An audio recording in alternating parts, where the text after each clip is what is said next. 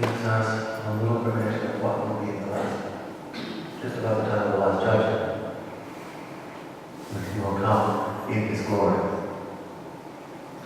And He uses the example of the lightning that flashes and lights up the sky from one end to the other. By that time, we know.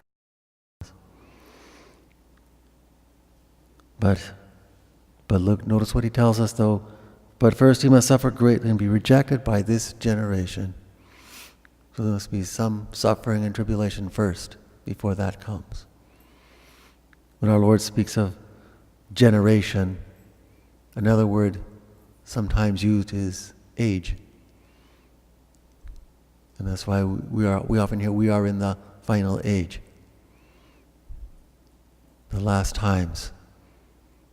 But what it's referring to is, actually what is referred to here is this whole time now since the beginning of the New Testament. We are now in that final period before this comes. But we do not know when that will be. And so until then, we find ourselves sometimes wondering.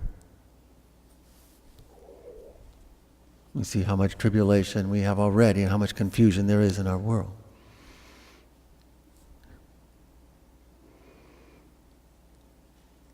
And so we see the need there is to simply follow our Lord. But how many realize that? How many understand that? We seem to be quite lost, don't we? So it has been all down through the centuries. And there have been those saints who have arisen, who have sought to bring that faith. One of those is the saint we celebrate today, St. Francis Cabrini, who was Italian by birth. But after she founded her congregation, the Missionaries, Sisters of the Sacred Heart, in Italy, she was encouraged by Pope Leo XIII to come to America, to here. And she came to New York and began to establish her congregation here in this country, became an American citizen. She's the first American citizen to be canonized. And she brought that faith to the immigrants. She was called upon to work with the immigrants coming into the country at that time. And she worked not only here in the United States, but also in South America. And she worked hardly for about 20 years, almost 20 years, bringing that faith to so many people in both the North American and South American continents.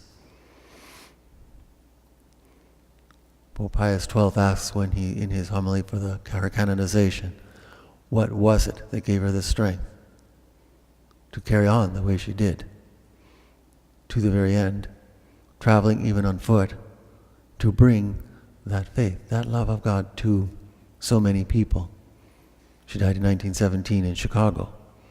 Her remains still remain today encrypted in their mother house of her order in New York. But what was it that gave her the strength to carry on, to do that much work? And he responds, faith. She had that faith that she could carry on in spite of delicate health. She couldn't enter the religious life when she was in Italy because of delicate health. And then together with some other girls, she began working with orphan girls, actually. And that's how she began her congregation. What gave her the strength to carry on? Faith. She had that faith. That no matter what God willed of her, she'd be able to do it, so long as He willed it. She had that faith and a love for Him that spurred her on to carry that faith, to bring that love of God far and wide in very vast territory. We must ask ourselves, do we have that faith? That faith to carry us on in spite of whatever difficulties and tribulations we have. Do we have that love of God within us? You say, whatever you will of me, Lord, I will do it. You will carry me through. Praise be Jesus and Mary.